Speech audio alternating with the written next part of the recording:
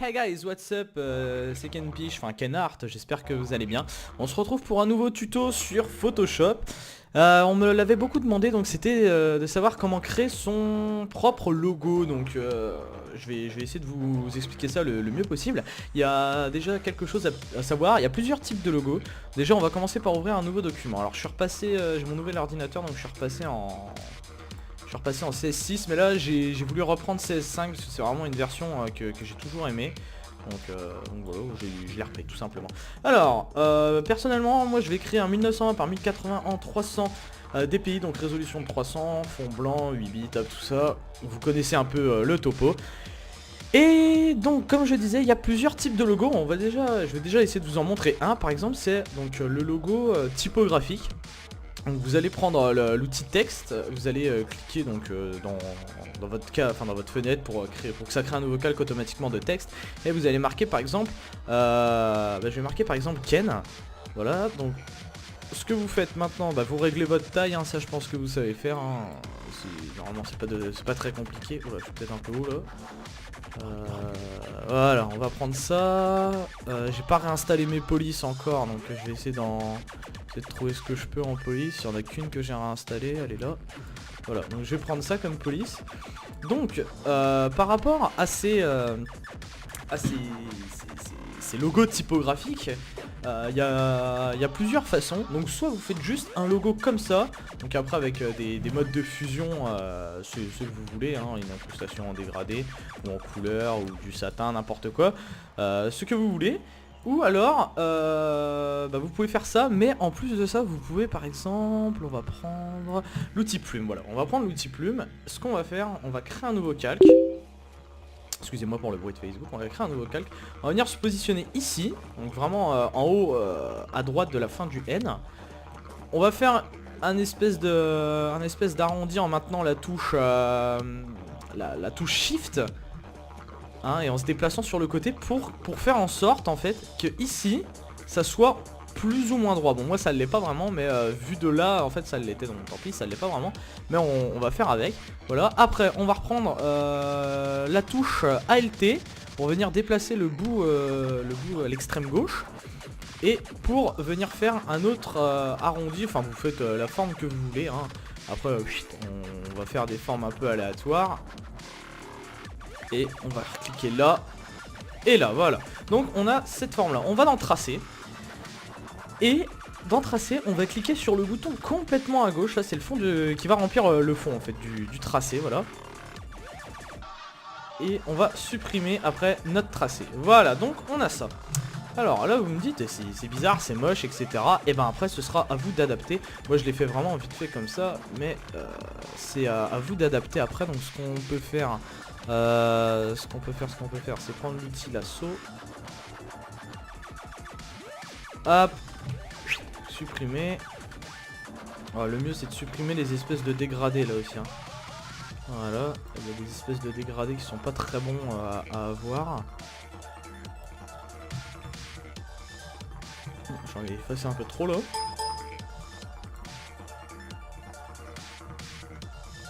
Voilà.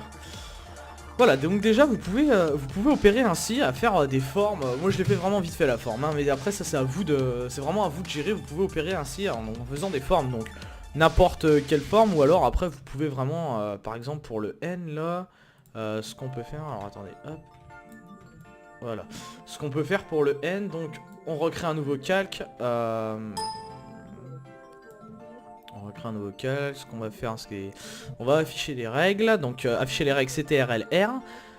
On va venir placer un repère ici pour pouvoir prendre donc avec l'outil outil rectangle. Voilà, putain je vais y arriver. On va venir faire un espèce de rectangle. Alors, on va replacer un autre repère au fond. Hop. On va venir faire un petit rectangle ici à peu près. Ouais, ici ça me paraît bien. Un petit rectangle ici. Alors faut faire gaffe par rapport au repère. Le rectangle, faut bien qu'il soit sur le repère, hein. Par contre ça c'est important qu'il soit que le rectangle soit sur le repère. Là il est toujours pas. Il est toujours pas. Non, il veut pas aller sur le repère le bonhomme. Bon alors ce que je vais faire, vu qu'il veut pas aller sur le repère, je vais me décaler à peu près par ici, comme ça. Après, je le déplace à la main. Voilà. Donc là, normalement, ça devrait être bon. Oh, je suis pas habitué à mon nouveau clavier, désolé. Là, normalement, ça devrait être bon. Voilà. Donc, celui-là, ce qu'on va faire, c'est qu'on va le remplir de noir. Alors, pour créer un logo, hein, c'est complètement à votre guise. C'est absolument à votre guise, c'est vous qui créez votre logo, c'est votre création, votre imagination, tout ça c'est à vous de gérer après. Hein. Moi c'est tout ce que je fais là, c'est une petite idée, hein, que c'est des idées que je vous propose. Hein. Après, ça c'est complètement à vous de gérer. Alors, bon, vu que moi je me décale un peu, vu que mon repère déconne, hein, donc je recrée un rectangle ici. Merde, faut pas que je le fasse sur le nouvel calque, excusez-moi.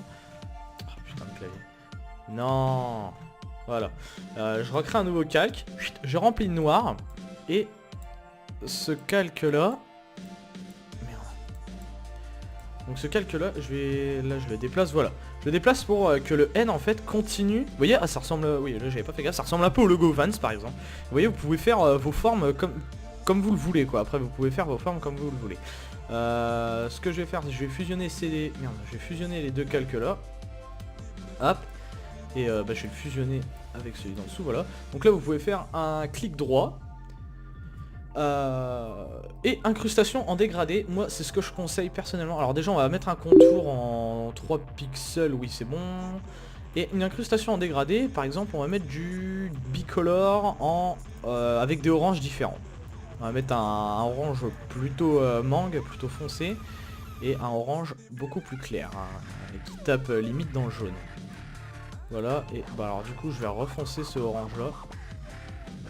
Voilà. Hop, alors après c'est... Voilà, donc là déjà on a une forme de logo qui commence déjà à être pas mal. Et après c'est à vous de gérer avec suivant comment vous voulez votre logo. Par exemple, vous voyez, vous pouvez déplacer à votre guise, complètement à votre guise. Hein. Après vous pouvez prendre beaucoup, bien sûr, plusieurs couleurs. Hein. Vous pouvez prendre beaucoup de couleurs. Voilà, donc vous pouvez faire ça. Après vous pouvez apporter donc dans ce calque, vu qu'il est pixelisé, vous pouvez apporter des modifications diverses, hein, n'importe quelle modification. Par exemple vous voulez un cercle, vous prenez l'outil cercle, hein, vous faites un petit cercle bien sympa, hop, et vous effacez. Et voilà, ça va vous faire un cercle, vu qu'il prend le contour, il est dans le calque, ça va vous faire un cercle là. Vous pouvez en refaire un là, donc ce que je vais faire, tant pis si c'est pas pareil, hein, de toute façon vous voyez ce que je veux faire. On en refait un là, et un petit dernier, ta gueule toi. Un petit dernier ici. Voilà, donc là ça vous fait par exemple, vous voyez ça commence à ressembler un peu à un logo. On peut retourner dans les options de fusion par exemple, mettre une ombre portée. Donc on peut, ça après on peut gérer avec l'ombre portée sans la déplacer en produit. On va la mettre à 50% à peu près. Avec une lueur interne. Une petite lueur interne en rougeâtre.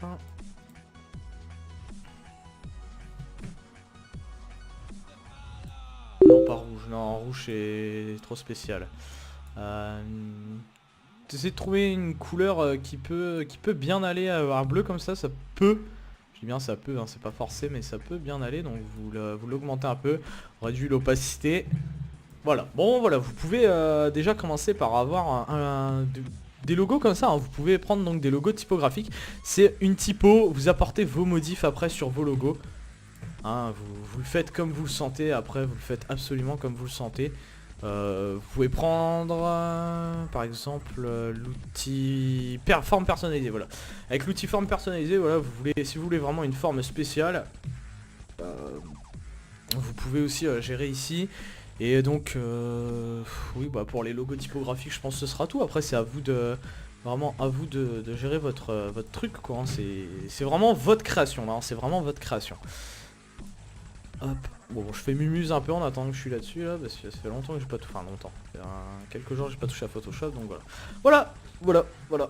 Vous avez votre logo et après ce que vous pouvez faire, vous mettez sur arrière-plan, vous créez un nouveau calque. Vous prenez un carré, non pas un carré, on va prendre un rond. Hop. Vous faites un petit rond, on essaye de le centrer un peu, mettez des repères, hein. C'est toujours important de mettre des repères. Moi là je l'ai pas fait, c'est vrai que là je l'ai vraiment pas fait. Mais sinon c'est toujours important de mettre des repères. Vous remplissez de noir, vous allez dans options, incrustation en dégradé, on va prendre du bicolore, on regarde bien quelle couleur on a. Donc là on avait du jaune et du orange. Les couleurs qui se marient très bien avec ces deux couleurs là, c'est les bleus, hein. Les bleus se marient très bien avec ces couleurs là. Donc on va prendre deux magnifiques bleus. Voilà. On clique sur OK. Voilà. Alors après on peut changer encore l'option de fusion. Si l'ombre portée en noir, vous trouvez que ça fait bizarre, vous mettez ça en blanc. Tout simplement. Hop. Et bon, qu'est-ce que je pourrais faire d'autre avec tout ça? Alors on va peut-être pouvoir rajouter un petit contour avec tout ça, hein. Celui-là. Voilà. Et bah écoutez, voilà, vous pouvez... Ça commence à ressembler un peu à un petit logo, hein. C'est... Voilà, c'est vraiment votre imagination, hein. Vous pouvez faire votre imagination, ça c'est des trucs typographiques. Bon, je vais essayer de me dépêcher pour faire maintenant les formes aléatoires, donc un nouveau document. Et là, je vais essayer d'être un peu plus précis que d'habitude. Alors, vous créez un nouveau calque, hein, CTRLN si jamais, ou sinon tout en bas. Vous créez un nouveau calque. Prenez votre forme personnalisée. Encore une fois, je vais me répéter. Alors attendez, je vais mettre des repères, hein. Encore une fois, c'est vraiment votre création, hein. Là, c'est vraiment à vous de gérer absolument à 100% ce que vous voulez faire réellement, hein. C'est votre imagination. Voilà, hein, pour celui-là, voilà, là j'ai vraiment imaginé complètement un logo, hein.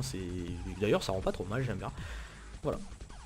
Alors, on va prendre l'outil plume. On va se mettre ici à peu près. Donc on va cliquer une fois. Et après, on va jamais aller par là, hein. N'allez jamais par là, voilà, hein. Là-bas, par là, on oublie. Merde. Alors ça, c'est chiant par contre. J'ai pas encore réglé mes raccourcis, parce que j'ai des raccourcis spéciaux, moi. Donc, on ne va jamais aller à droite, on va rester à gauche, surtout, voilà. Donc, on va imaginer une petite forme.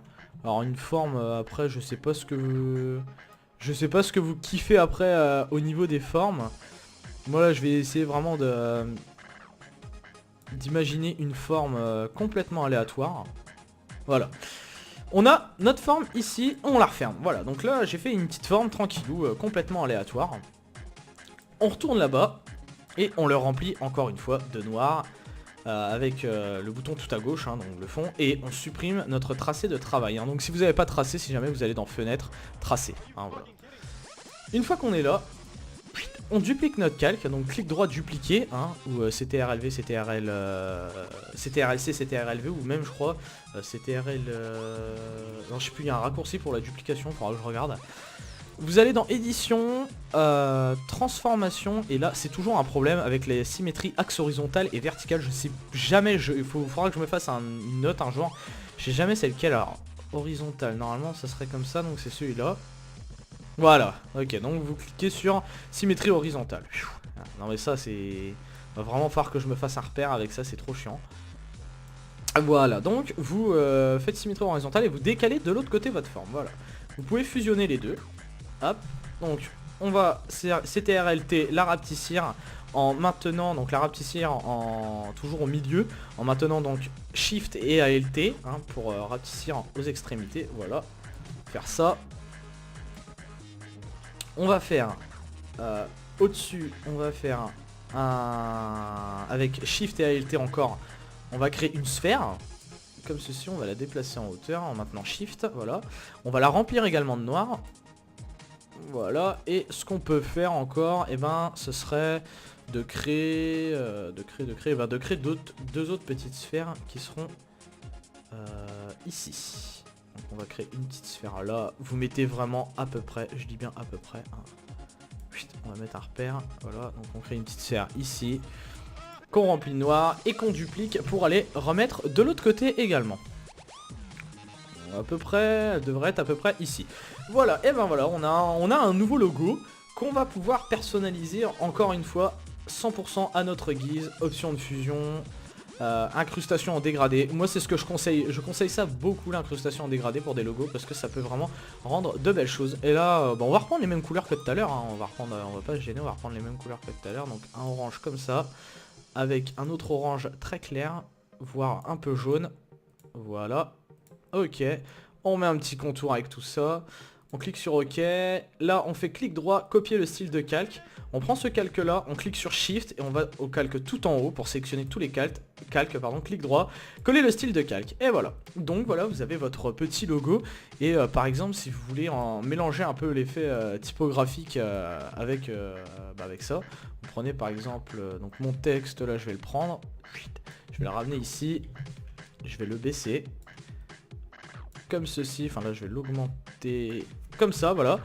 Après je fais CTRL, je clique sur mon espèce de cadre là. Voilà, je fais sélection, intervertir, ça va me prendre tout. Non, faut pas que je fasse sélection, intervertir, excusez-moi. Sélection, re-intervertir, voilà. On va se placer sur ce calque là, le calque copie 1. Voilà, on va supprimer, là vous vous dites mince ça a rien fait, et ben si on supprime ce calque là. Voilà ce qu'on obtient, on obtient un... Regardez par exemple si je mets un cercle en dessous, hein, par exemple si je mets un cercle qui passe en dessous de mon calque, vous voyez que ça fait une défonce, faut peut-être que je le mette en dessous de mon calque, vous voyez que ça a fait une défonce, hein, le fait de supprimer a fait une défonce, voilà. Donc là on a combiné vraiment les deux types de logos. Hein, donc j'avais fait une serre derrière mais bon c'est autre chose. On a vraiment combiné les deux types de logos pour vraiment obtenir quelque chose d'assez sympa. Après vous pouvez le mettre en comme ça, vous faites ce que vous voulez.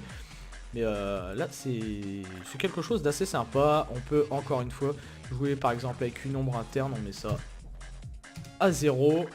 Non on va mettre ça à 90. Ça à 90. Sans distance. Non 0. Donc sans distance, en produit, on augmente la taille, on baisse l'opacité. Voilà. Après une petite ombre portée. On augmente la taille, on baisse l'opacité, on met ça en normal. Sans distance. Voilà. On refait un clic droit, copier le style de calque et on vient l'appliquer encore une fois à tous les autres calques. Voilà. Eh ben écoutez, voilà, je vous ai montré comment créer votre logo. Je referai une version 2.0 de créer un logo avec cette fois-ci Cinema 4D, parce qu'on peut importer, hein, donc par exemple quand vous faites une forme, hein, vous ferez fichier, exporter, retracer vers Illustrator pour le mettre sous Cinema 4D. Mais je referai un tuto pour ça. Voilà, bon, en tout cas j'espère que ce tuto là vous aura plu. Désolé, on m'avait dit que je parlais trop vite dans mes tutos. Vraiment désolé si c'est encore le cas. Si jamais vous avez la moindre question, n'hésitez surtout pas, je me ferai une grande joie d'y répondre. Voilà, en tout cas, j'espère que ce tuto vous a plu et que vous aidera fortement tous ceux qui veulent se lancer là-dedans. Je vous souhaite très bonne chance et je vous souhaite également un joyeux Noël à ceux que je ne l'ai pas souhaité à certains, désolé. Donc voilà, je vous souhaite un joyeux Noël et une très bonne année 2013. Big up à tous, c'était Kennard.